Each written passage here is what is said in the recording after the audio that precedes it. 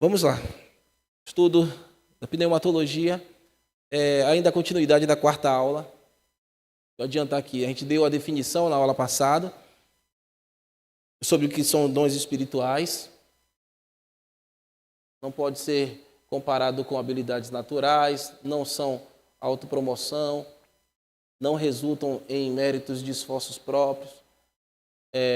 Nas escrituras, dom é sinônimo de graça.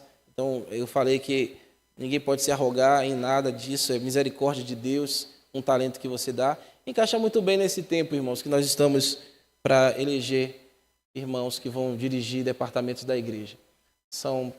É um presente de Deus, são um presente de Deus. Aí eu expliquei para vocês o que é o cessacionismo. Teve alguns irmãos que me cobraram essa aula, a irmã Adriele mesmo. Aí ontem ela disse: pastor, você está me devendo alguma coisa?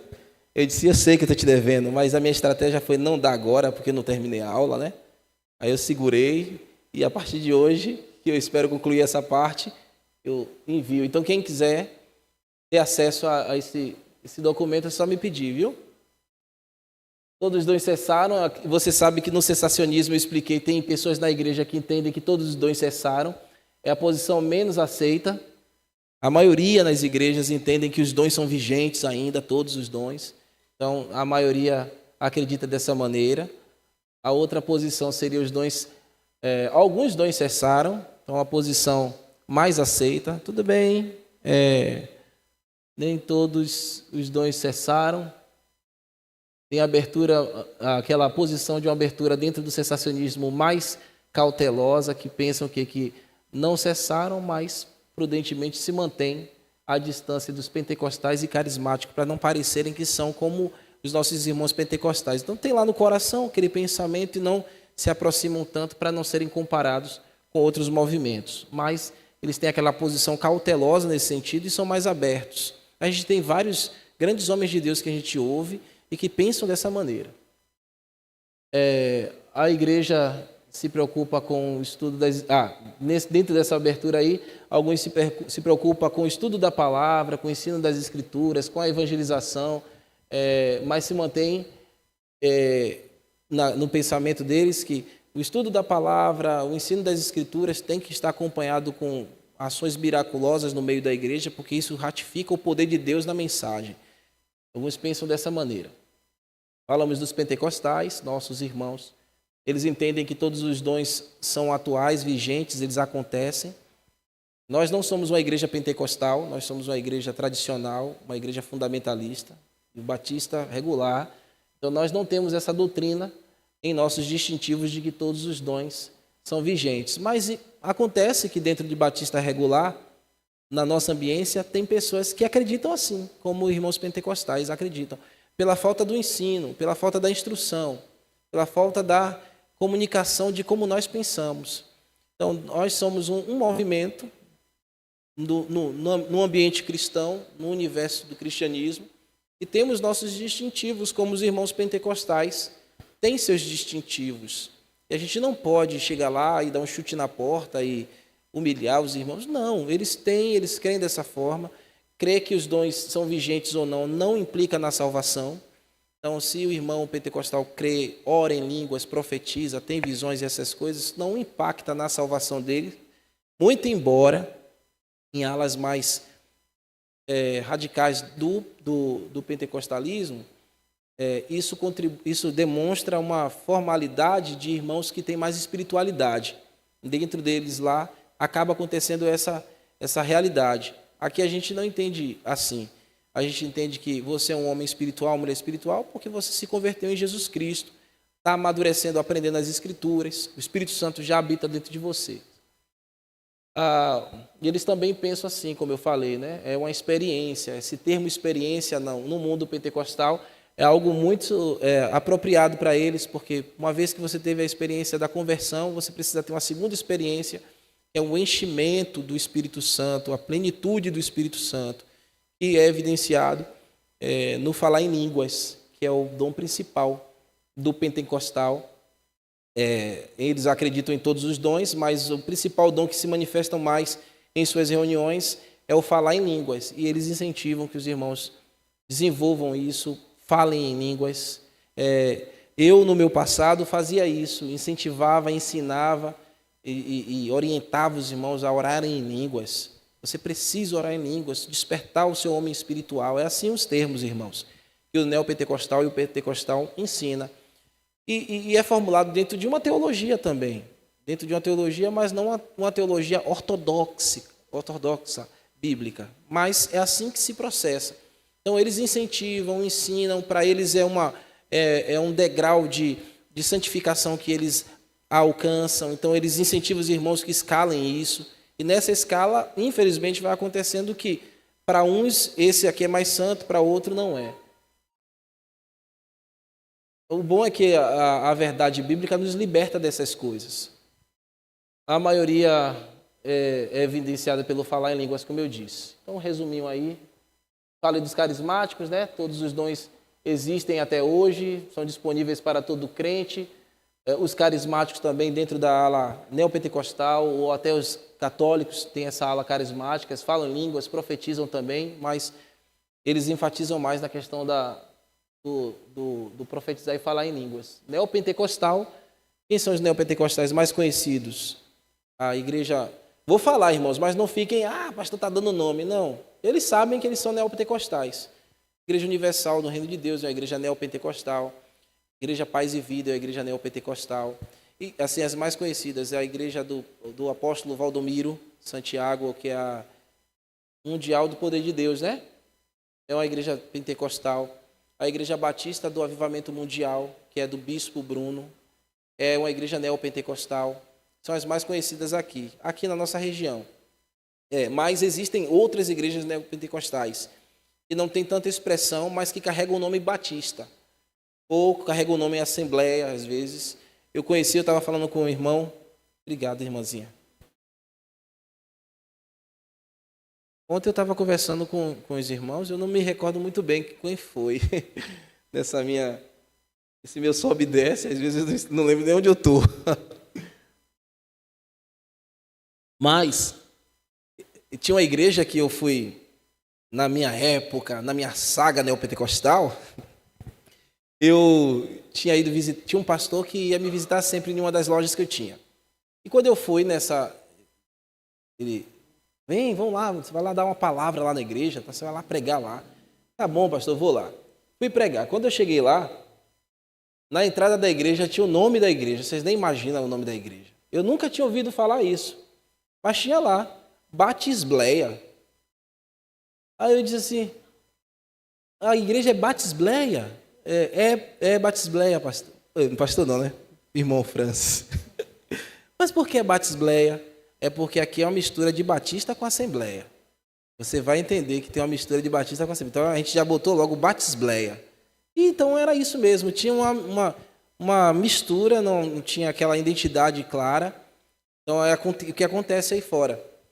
Tem a bandeirinha lá, o nome Batista, mas quando você entra, você não se identifica, porque não tem um culto como o Batista realiza, não tem os distintivos ali presentes na ordem do culto, você tem uma desorganização em muitas coisas, muitos aspectos. Então, acontece isso muitas vezes no neopentecostalismo. Eles acreditam que na contemporaneidade, no tempo de hoje, os dons e os... Vou ter clientes, né? Os crentes devem buscar o auxílio na pregação do evangelho. Os dons, eles atuam como se fosse um auxílio para a pregação. Não há evidência, não é tanto o dom de línguas, mas sim os sinais de maravilhas e profecias e expulsão de demônios. Então, nas igrejas neopentecostais, eles têm essa força, né? A gente expulsa o diabo. O poder de Deus está aqui porque a gente expulsa o diabo. Se não tiver manifestação de diabo na igreja, não tem poder de Deus. Então, só é uma bênção quando o diabo aparece. Que coisa, né? Quando ele aparece, então a noite vai ser boa, o dia vai ser bom, o fogo caiu, e aí a gente não tem essas coisas. Então, na igreja neopentecostal, muitas vezes, irmãos, essas coisas para eles são a atuação do Espírito Santo na igreja, mas não é. Eles cantam músicas como... Se cantam música como o fogo cai na igreja, manda teu fogo, Senhor, envia teu fogo.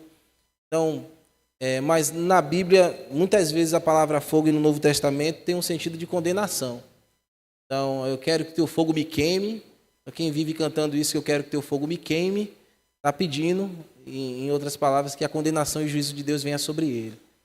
Então, às vezes, a falta da orientação faz com que muitos irmãos façam isso. Mas essas concepções, meus amados, não fecham a porta da graça.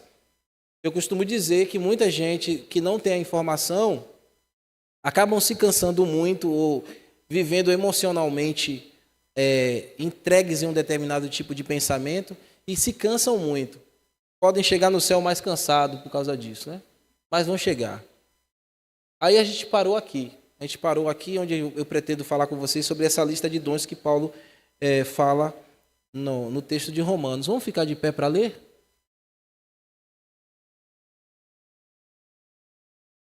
Vamos ler em alto e bom som, todo mundo junto? Eu vou tirar o microfone e vamos orar, ou falar juntos aqui o texto. Vamos lá, podem começar.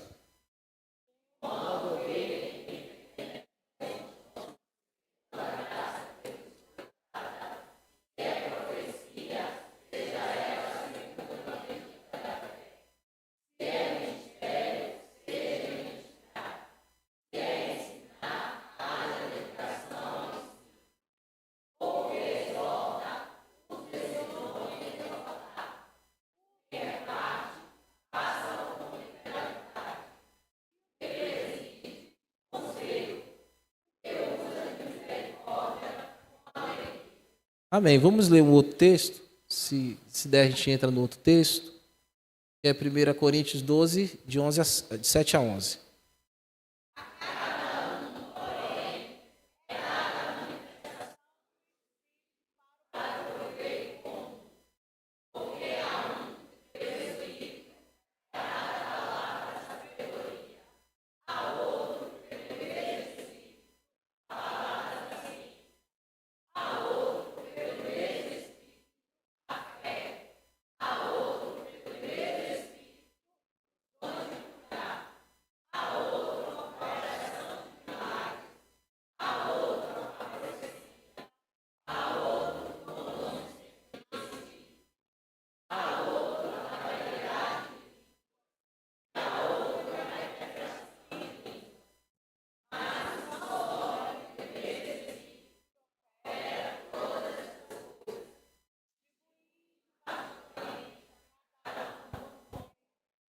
Amém. Pode assentar. Que leitura linda.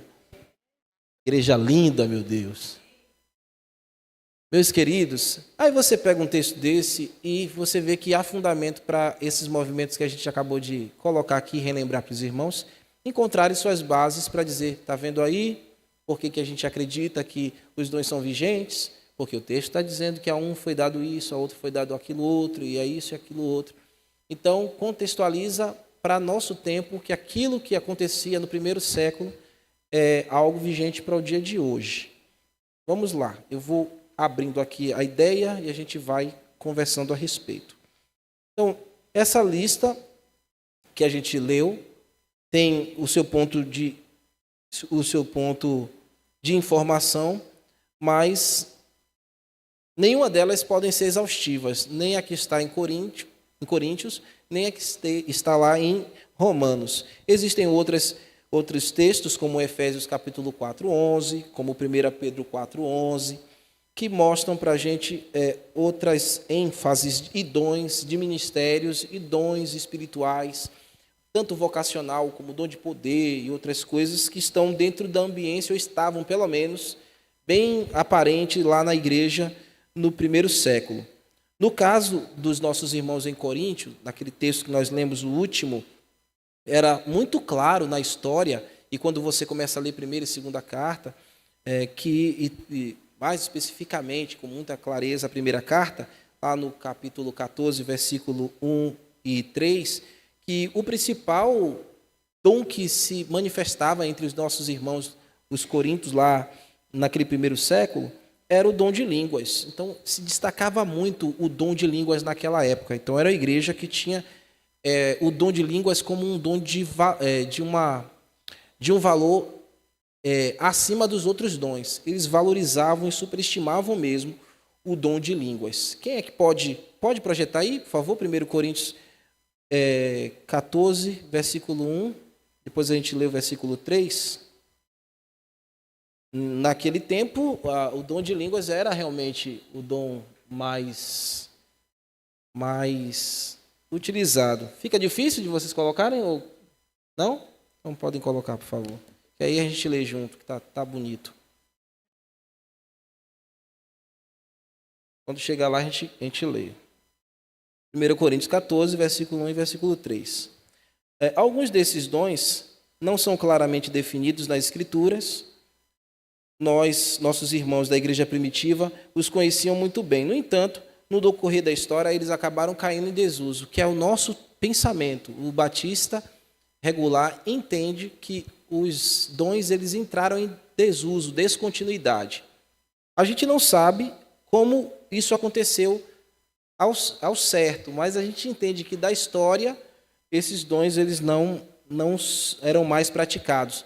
Quando a gente concluir esse estudo, eu vou entrar essa parte do estudo, eu vou entrar na parte final, que eu vou trazer a questão da história, como o movimento pentecostal começou no mundo no século XIX, como foi, quem são os seus proponentes. E aí você vê que tantos séculos se passaram, irmãos, do primeiro século até o século XIX, para que a igreja entendesse que os dons não eram mais descontinuados e passassem a praticar os dons novamente. Então é uma coisa que a gente deve pensar assim, será que o Espírito Santo ficou afogado no meio da igreja em 17, 18 séculos atrás, sem nenhum tipo de operação? Ele só opera no meio da igreja se for por meio de dons carismáticos, essas coisas? Então, algo de se pensar. Está aí o texto? Pronto, vamos ler?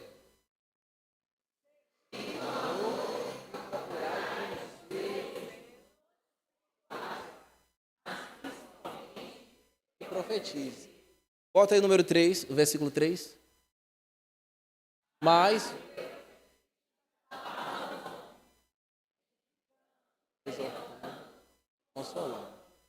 eu coloquei ali que eles enfatizavam os dons das línguas, né? Mas tinham também essa ênfase aí no profetizar. E em Coríntios eles tinham um dom que chamava de interpretação de línguas. E às vezes a gente vê isso no meio dos pentecostais. A pessoa ora em línguas e tem alguém que está interpretando as línguas. Era importante que quem falasse em línguas naquele tempo tivesse também alguém no meio deles que interpretasse as línguas. E a interpretação de línguas era um dom comparado a um dom de profecia. Quando você estava falando lá em línguas naquele tempo, um irmão estava traduzindo o que ele estava dizendo, e aí a tradução daquilo que ele estava falando era realmente com a capacidade que eles diziam como se fosse, e que de fato era uma profecia. Só que as línguas que eram faladas no passado lá eram línguas naturais, não eram línguas de anjos, línguas estranhas, como a gente ouve e vê por aqui. Eram línguas naturais, tá bom? Então, volta lá para o meu slide, por favor.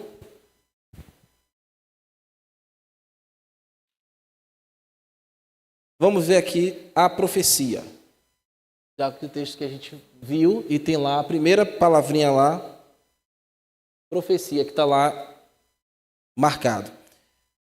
A gente já vem falando aqui mais ou menos um pouco sobre isso. Então, no Novo Testamento, você tem pregadores da mensagem de Deus e eles eram considerados também como profetas. Você tem esse dom acontecendo no livro de Atos. Então, entrou no Novo Testamento e você ainda tem ali na história de Atos profetas com suas profecias de predições. Eles previam as coisas, profeta também era chamado como vidente. Já expliquei muitas vezes para vocês isso aqui. Então, a profecia muitas vezes vinha num caráter de encorajamento e fortalecimento dos ouvintes. A profecia tinha essa função no meio da igreja, Novo Testamento. Vai fortalecer os irmãos, vai encorajar os seus ouvintes, mostrando a eles o que Deus vai fazer, o que Deus iria operar. Também a profecia, ela tinha um caráter de mostrar... confirmar a obra de Deus através da pregação, da mensagem. Então, a profecia vinha também, não somente com encorajamento, fortalecimento, mas também ela vinha num caráter de ratificação da mensagem que estava sendo proclamada. Então, existiam profetas e profetizas no Novo Testamento, no livro de Atos, você tem a relação desses e a aparição desses homens de Deus, servos do Senhor, que profetizavam naquele tempo. A melhor identificação da profecia no Novo Testamento, maior clareza, foi esse que a gente acabou de ler, em 1 Coríntios 14, versículo 1 e versículo 3. A superioridade da profecia em relação aos dons de línguas, eu falei o contrário, não foi, irmãos? Eu coloquei o pensamento contrário, me perdoem, viu? Mas existia lá na igreja de Corinto essa superioridade entre línguas e essa questão da língua e da profecia, e uma superioridade na questão da profecia. E como eu disse, a interpretação de línguas tinha o mesmo peso e valor da profecia.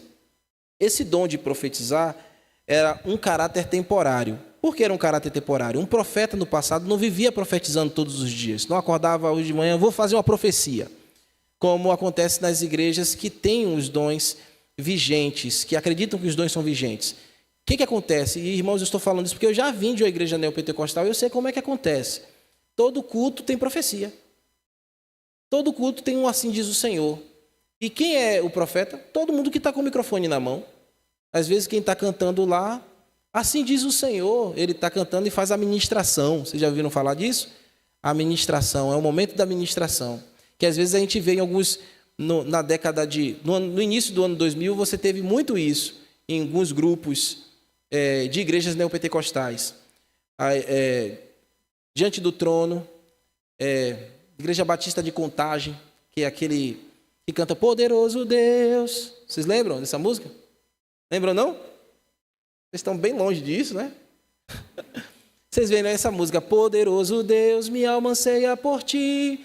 Essa frase é bonita, né? É extraída também da Bíblia, mas olha o mantra que é. Ele repete isso mais de 20 vezes.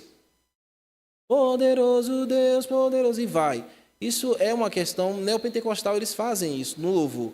Então funciona como que um mantra. O que é um mantra? Um mantra de religiões de lá da Índia, de lá da Indonésia, daquele lado de lá. Então esse povo fazem repetições.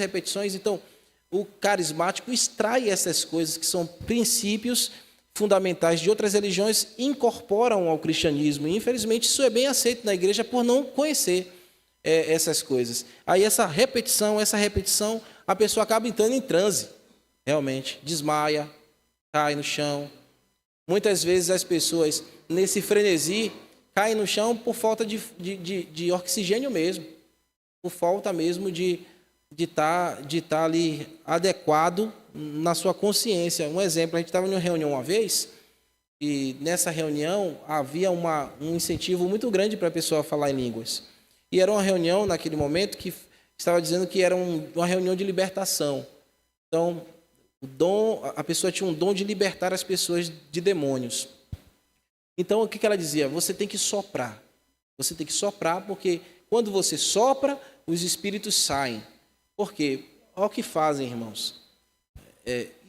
A palavra espírito, no grego, é pneuma. E assim, para você ter uma maior clareza, o pneu do nosso carro tem ali ar, não é isso? Então, tem uma pistola pneumática que enche o nosso pneu. Não é isso? Uma pistola lá que através do ar, enche o nosso pneu. A bomba ali tem uma questão pneumática ali. Tem outras questões pneumáticas que a gente utiliza e sabe que está usando através de ar comprimido. Pronto. Então, como espírito é pneuma no grego, eles dizem, é vento, é ar. Se a gente soprar, o espírito vai sair. Aí diz, sopra. Aí a pessoa, ora e sopra. Mas se você ficar soprando, sem respirar direito, o que vai acontecer? Sua pressão vai cair. Ou subir, né, minha irmã? E você vai começar a faltar oxigênio no cérebro. O que vai acontecer fisicamente? Você vai desmaiar. E quando a pessoa desmaia, significa o que para eles? Poder do Espírito Santo. Ela caiu, está sendo liberta. Aí agora pega um pano e bota em cima. Mas, ó, irmãos, como que essas coisas acontecem com a naturalidade em ambiências assim? Então, sopra, a pessoa sopra, ela vai ficando sem ar, vai ficando sem ar, ela perde a consciência e ela cai no chão. Porque ela está sem ar, o oxigênio faltou no cérebro, ela cai mesmo. Então isso às vezes acontece e muitas vezes acontece lá dentro dessas ambiências neopentecostais, pentecostais. Eu estive lá, eu incentivei isso, eu muitas vezes provoquei isso, né? E me arrependo muito no Senhor quantas vezes eu fiz. Mas hoje eu tenho minha consciência tranquila e o fiz na ignorância. E quando eu encontrei a verdade, irmãos, eu precisei me desvencilhar dessas coisas. E não sair fazendo acusações aos meus irmãos lá. Quem está lá e quer me ouvir a verdade, eu explico para eles como eu cheguei à compreensão disso, né? Tinha irmã. Tinha dança, tinha tudo isso. Principalmente nos cultos de vigília. Vigília nessas igrejas tem essas coisas. Acontecem isso. Um ponto alto da vigília tem línguas, profecias, danças, corta-laço, Deus me mostrou, eu vi aquilo outro, estou vendo um lenço descendo, tinha tantas coisas. E nessa turma, é natural, é supernatural. Mas pode acontecer que leva pessoas a frustrações profundas, tristezas. Uma igreja bíblica, irmãos, uma igreja fundamentalista, ela, no seu ensino bíblico e correto das coisas, preserva a comunidade que ela vive ali. Então, você, numa igreja bíblica, não corre riscos de ter esse tipo de experiências e, muitas vezes, acabar se frustrando com essas coisas. Então, a profecia, lá fora, é assim. Quem está cantando, assim diz o Senhor, e a pessoa está lá e ouve. Rapaz, olha, aconteceu uma coisa, eu tenho muitos exemplos para dizer para vocês, né? Então, nessas aulas assim que a gente dá, a gente é muito informal e vai contando. Tinha um irmão que não gostava de uma menina. E essa menina era apaixonadíssima por ele. E ela esperava que Deus revelasse que eles iriam casar. E todo culto ela orava. Aí chegou um pregador de outro país, lá nessa igreja, e ele estava falando em inglês e o pastor traduzia, né? E aí ele apontou para a galeria, ela estava na galeria, ele apontou para o nada e falou alguma coisa lá, segundo estava profetizando. Ela entendeu o que era para ela. E aí caiu para cima do menino para conquistar. Eles casaram. Parecia que então foi a profecia mesmo que deu tudo certo. Mas depois, irmãos, começaram a passar tantos problemas, tantas adversidades, porque eles fundamentaram a união deles naquela profecia. Ele não gostava dela, ela morria de amores por ele, mas se casaram porque ela disse que foi uma profecia. E muitas vezes as pessoas, por profecia, acabam entrando em relacionamentos, ou profecias que eu digo, né? Relacionamentos, ou escolhas, tomam ações e escolhem coisas na vida porque alguém disse que era assim que Deus estava mandando dizer. O que você tem que fazer quando alguém vier profetizar na sua vida? Irmão, é isso que a Bíblia diz? Eu não estou vendo isso na palavra de Deus. Obrigado, Deus te abençoe e segue a tua vida, irmão. Eu confio nas Escrituras, na palavra de Deus. A minha vida é orientada pela palavra de Deus e não por uma profecia que você está dizendo que pode ser, e com certeza é, um mero espetáculo de emoção. Então, o ministério. Ministério, a palavra de Deus tem ali falando que é um dom. Então, dom de profecia a gente acredita que já não acontece mais, viu, irmãos? Quando eu estiver pregando aqui, se eu quiser falar assim, assim diz o Senhor, bem-aventurado o homem que não anda segundo o conselho dos ímpios, nem se detém no caminho dos pecadores, nem se assenta à roda dos escarnecedores. Aí você pode dizer, ele está dizendo a palavra de Deus. Ele está falando certo. Assim diz o Senhor, aquele que roubava, não roube mais. Aí eu estou realmente falando da parte de Deus. Mas se eu falar, assim diz o Senhor, Tarcísio, essa manhã você vai encontrar um cheque e vai comprar a mansão que você quer no céu. Eu te repreendo, pastor. Você tem que dizer isso. Mas tomem cuidado, meus irmãos, porque assim, a ambiência que a gente vive hoje, a ambiência que nós vivemos hoje, são mais cristãos assim. Você no trabalho pode encontrar muito mais crentes pentecostais e neopentecostais do que um crente fundamentalista. A realidade é essa. Se cresce e pulveriza muito mais igrejas pentecostais e neopentecostais do que uma igreja fundamentalista. E uma coisa que eu quero chamar a atenção de vocês e puxar a orelha de vocês é o culto de oração. Nosso culto de oração na igreja é um culto muito importante. E muitas vezes é mal frequentado na nossa igreja. Nas igrejas batistas regulares, infelizmente, o culto de oração é uma lástima. Tem pouquíssimas pessoas. Então, teve uma época aqui que eu estava muito feliz, porque tinha um número muito bom de irmãos. Mas agora eu já estou me entristecendo de novo, porque estou vendo que está esvaziando. Os irmãos não vêm para a igreja para orar. Então, o pastor Ricardo, que é o fundador da igreja, sempre dizia: o barômetro da igreja é o culto de oração. Se é uma igreja que ora, então é uma igreja que está caminhando em maturidade. Se os irmãos não saem de casa para vir orar, vão acreditar em um bocado de coisa que existe por aí. Então vem para a igreja, dia de quarta-feira a gente estuda a palavra e a gente ora. Tá bom, irmãos? Então um puxão de orelha aí para os irmãos que ficam em casa dia de quarta-feira e não querem vir para a igreja. Vem para a igreja, é um compromisso. Culto de oração é um compromisso que a gente tem. Então, a palavra grega para ministério, a raiz é diaconia. É a palavra de onde vem a palavra diácono. Então, ministério é servir. É um dom. Quem serve na igreja serve porque tem o dom do serviço. E Deus dá isso aos irmãos para servir em cada área da igreja. Por isso que você tem aí agora a eleição que vai acontecer na nossa igreja, o local onde você vai poder servir. Aí no capítulo 12, versículo 7, diz que é o ministério, que é o serviço, é um dom de Deus. Pode incluir todo o trabalho de assistência aos necessitados, pode ser também o serviço no socorro, socorrer as pessoas. É um dom que Deus dá. Muitas vezes você não se enganja em algo de um departamento da igreja, mas você tem aquela capacidade de socorrer pessoas aflitas, de socorrer irmãos que têm dificuldades financeiras, ou qualquer tipo de dificuldade. É um talento que você tem, é um dom, você deve colocar em serviço. A outra coisa é ensinar. Está vendo? Nessa lista aí tem o ensinar, que é um dom também. É para todos, irmãos. Nem todos têm esse talento de ensinar. Mas Deus dá habilidade pelo Espírito Santo e capacita a pessoa a interpretar a Escritura para que possa fazer o ensino correto da palavra de Deus. Em Atos, em 2 Timóteo, também tem referências que nos dá essa segurança do que nós estamos falando. Quem são geralmente quem é que tem esse talento na igreja, que tem esse dom na igreja, que precisa desenvolver?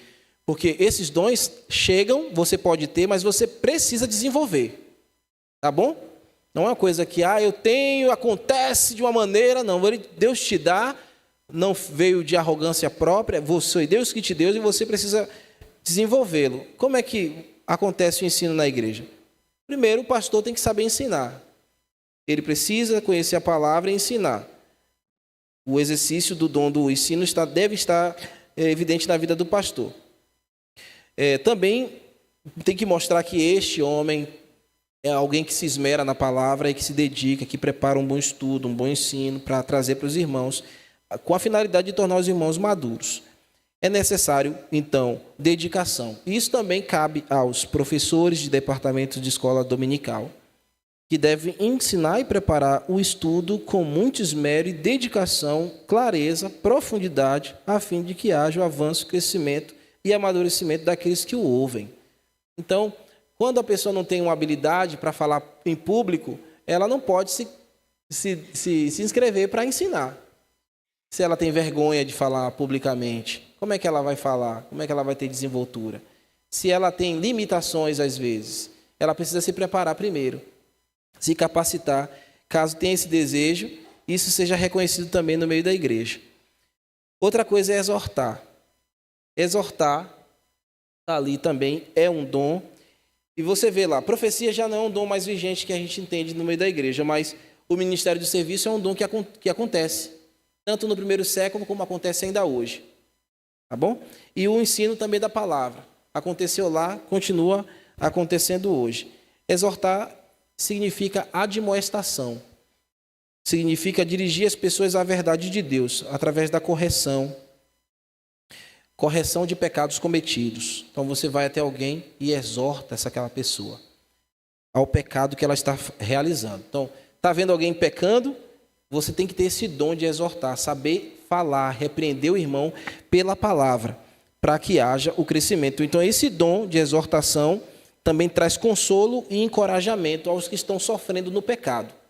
Então, quando você vai exortar um irmão, você não vai lá para poder humilhar, você vai lá para tirá-lo do caminho do pecado, porque ele está sofrendo no pecado. Este dom vai ajudar a encorajá-lo a se desvencilhar daquela vida pecaminosa. Então, você vai e faz. Outro, o que contribui. Está ali também, né? E na palavra reparte, ou repartir, aquele que contribui. É a disposição de doar. Não é somente de doar recursos financeiros, mas é também de doar de si mesmo. Às vezes você não tem dinheiro para entregar na igreja, mas você tem a sua vida, seus talentos, sua dedicação para fazer como contribuição na igreja. Isso você deve fazer de modo generoso. Se for recurso financeiro, faça de maneira generosa. Se for servindo a Deus no atributo do ministério, do serviço, faça com toda a disposição, com toda a dedicação. E não tem condições financeiras privilegiadas para definir aquele que pode ser um irmão que tem talento de contribuir. Eu só posso contribuir se a minha vida está bem abastada, se eu tenho de sobra. Não é assim. Então, aquilo que você tem, faça com boa disposição. Porque dinheiro na igreja não é tudo, mas é preciso. A igreja precisa de recurso financeiro. Pastor, o que é isso? A igreja precisa de Deus. Claro. Por isso que Deus dá dom da contribuição para alguns irmãos contribuírem na igreja. Às vezes você não pode contribuir, digamos, a gente vai fazer uma campanha para pintar a igreja. Você não pode contribuir com uma lata de tinta, né?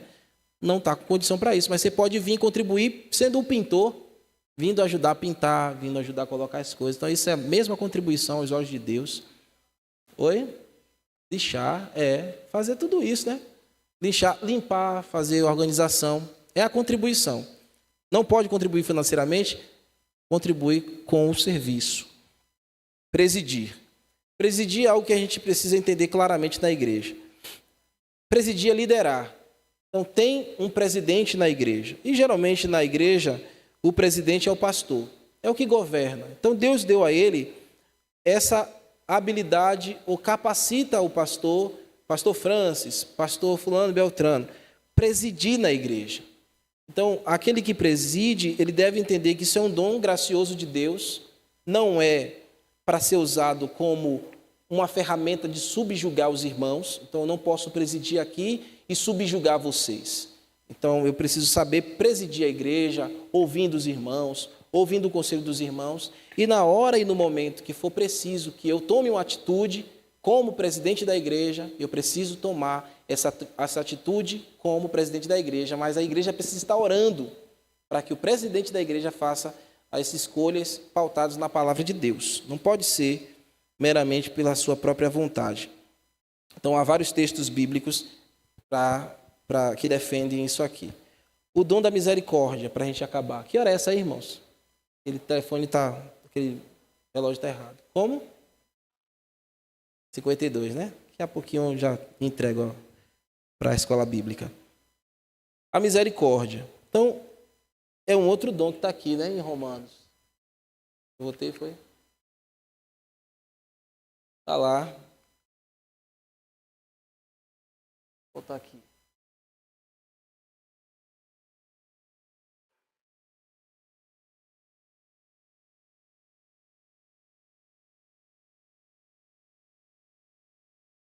Misericórdia. E fala que aquele que tem esse dom de misericórdia, faça com... O texto diz, faça com alegria. Então, é a capacidade de se comover e de prestar assistência aos que estão em aflição. Então, é uma habilidade e um dom que Deus entrega aos irmãos no meio da igreja. No meio da igreja tem que ter gente que tenha misericórdia. Este dom tem que ser relacionado ao dom da exortação. Então, também, quem exorta com misericórdia. Então, irmãos, aqui nessa listinha que a gente viu, você viu aí a profecia, não é?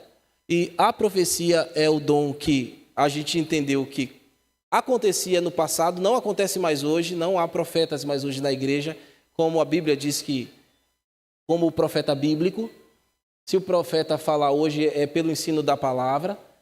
Ministério também é o dom do serviço, ele é vigente na igreja, acontece hoje.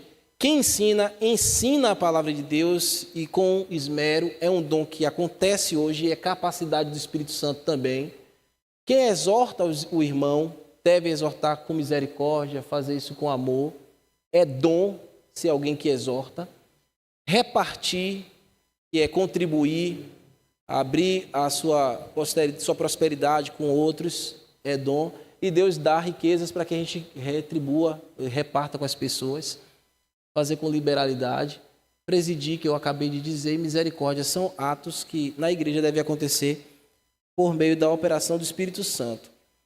Na próxima aula a gente vai tentar falar sobre esse capítulo aqui, falando direitinho aqui o que é palavra de sabedoria, palavra de ciência, que muitas vezes é mal interpretado no meio pentecostal e neopentecostal. O irmão falou alguma coisa e diz, rapaz, isso foi uma palavra de sabedoria, palavra de conhecimento, como que se o cara tivesse o poder de entrar na sua mente e saber o que você está pensando. E não é isso que acontece na Bíblia, essa manifestação lá no passado, ou se acontece aqui. E a gente vai ver isso aí, o dom da fé, dom de curar. E na época da pandemia, você viu um bocado de gente dizendo que era curandeiro aí, muita gente morrendo. E cadê esses homens com dom de curar, que não tinha? Se o dom de cura ou o dom de milagres existisse, irmãos, na mesma proporção que acontecia no Velho Testamento ou no Novo Testamento, essas pessoas que dizem que têm dom de curar tinham que viver na porta dos hospitais, de plantão. Porque quando entrasse alguém doente, ela não precisa, não, vem cá que eu vou orar e você vai sair daqui curado, porque eu tenho o poder de curar. Não é assim, nunca foi assim. Tá bom? Então vamos encerrar. Na semana que vem, a gente tenta caminhar um pouco mais e concluir essa parte, tá bom, meus irmãos? Manda para mim lá o recado que eu já vou mandar essa primeira parte toda aí para vocês. E aí na semana que vem a gente tenta concluir. Vamos orar? Senhor, nós te louvamos, te agradecemos pelo estudo dessa manhã. Edifica os nossos irmãos, os que estão aqui e os que nos acompanham também pela internet. Nos dê, Senhor, clareza quanto à ação do Teu Espírito no meio da igreja, para que a gente não fique refém de movimentos ou ideias que estão bem longe da Tua palavra. Eu sei, Senhor, que muitas vezes é quebrar paradigmas, mas estamos aqui para conhecer a Tua palavra, Senhor, e aprender mais de Ti. Somos aprendizes do Senhor e precisamos ter um coração para isso. Guie meus irmãos a toda a verdade, que o Senhor possa continuar me abençoando, para que eu possa continuar sendo fiel à verdade e trazer com clareza aquilo que os meus irmãos precisam aprender e desfrutar junto do conhecimento da Tua palavra. Abençoe, Senhor, agora a nossa EBD, que será realizado, os irmãos que vão ensinar, capacite os Teus servos, os departamentos, que seja um tempo de edificação também. No nome de Cristo oramos agradecidos. Amém.